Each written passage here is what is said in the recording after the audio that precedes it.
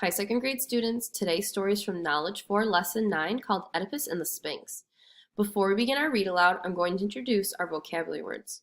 Our first vocabulary word is the word encountering. Repeat after me. Encountering. Encountering means unexpectedly meeting or coming up upon. Our next vocabulary word is the word insisted. Say insisted. Insisted means ordered or demanded something. Our last vocabulary word is the word posed. Say posed. Posed means presented or suggested. Long ago, one of the great Greek cities was called Thebes. At one point in its long history, on a towering rock overlooking the various roads into Thebes, there lived a horrible monster called the Sphinx. The Sphinx was not like the great stone statue in Egypt that stares out endlessly over the desert near the Great Pyramid. The Theban Sphinx, according to Greek myth, was no statue at all. She was a living beast. She did have a lion's body, like the Egyptian statue, but the Theban Sphinx had the face and neck of a human woman. She had wings so that she could swoop down and attack anyone, and could speak as humans do. It was she who posed the riddle. Whenever a traveler tried to encounter or leave Thebes, that person knew the Sphinx would be waiting on her high rock. The monster would say, "I'm going to eat you unless you can correctly answer this riddle.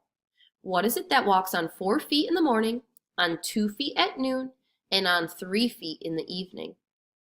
The poor traveler was often too frightened to even speak, and the cruel beast would strike with her sharp claws and teeth. Even if some clever person tried to answer the riddle, the Sphinx would always listen and then exclaim, "You have guessed it wrong. Now I will eat you." No one knew why this terrifying creature had chosen to live on a rock above the road into Thebes, or why she insisted on posing this particular riddle.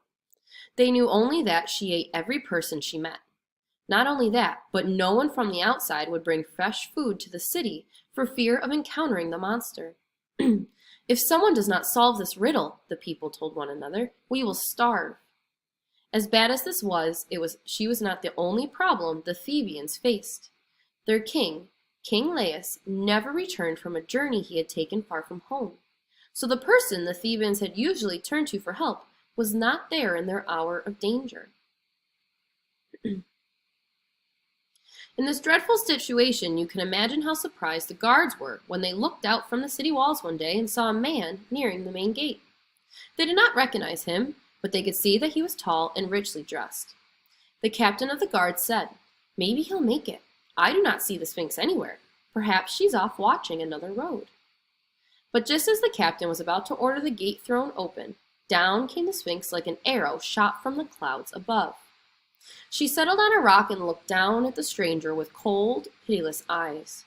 "Traveler," said the monster, "today you have chosen the wrong road." The stranger boldly replied, "I choose my own roads and my destinations. Today I will go to Thebes." Anger lit up the monster's eyes as she said, "I alone decide who travels this road. If I say no one travels this path, so it shall be. You have one chance and one chance only. You must correctly answer my riddle. Tell me, foolish man, what is it that walks on 4 feet in the morning, on 2 feet at noon, and on 3 feet in the evening?" The stranger sat down in the dust of the road to think. The Sphinx, sure Oedipus wouldn't guess it, gazed down at him, her tail twitching with impatience. After some time, she stopped even that moment.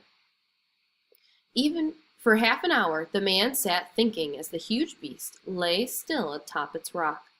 Meanwhile, the people of Thebes had rushed to the walls. They knew the man would probably not guess the riddle, but it had been so long since anyone had even tried.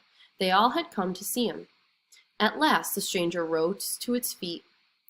"Have you an answer?" demanded the Sphinx. In a strong, sure voice, the man repeated the riddle. "What is it that walks on 4 feet in the morning, on 2 feet at noon, and on 3 feet in the evening?" Then, staring straight into the Sphinx's eyes, he said, "The answer is man. As a baby in the morning of his life, he crawls on all fours. At the noon of his life, when he is grown up and strong, he walks upright on 2 feet. In his old age, the evening of his time on earth, he walks with the aid of a cane, as if it's on 3 feet." The Sphinx's eyes flew open in shock. The traveler had answered correctly. With a cry, the monster threw herself down from her high rock. The Sphinx was finally gone. With shouts of joy, the people of Thebes rushed down from their walls, threw open the gates, and poured out onto the road. They lifted the stranger onto their shoulders and carried him into their city. There they asked, "Who are you, great hero? To whom do we owe our lives?" "I am Oedipus," he answered. "No," they replied, "not just Oedipus. You are now King Oedipus, master of the Sphinx and king of Thebes." So that is the story of how Oedipus answered the riddle and became a king.